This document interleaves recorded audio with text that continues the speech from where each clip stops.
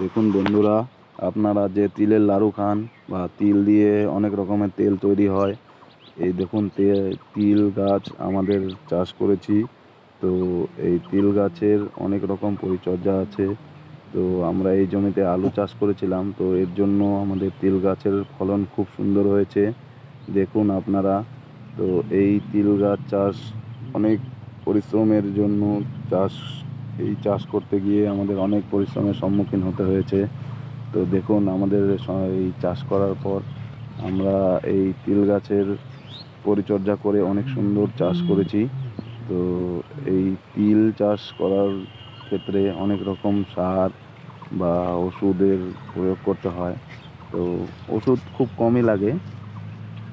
তো এই তিল চাষের জন্য অনেক জমি নির্বাচন করা খুব প্রয়োজনীয়। তো তিল চাষ খুব সুন্দর হয়েছে, এর জন্য আমরা অনেক খুশি। তো আপনারা এই চ্যানেলটিকে সাবস্ক্রাইব করবেন। ধন্যবাদ।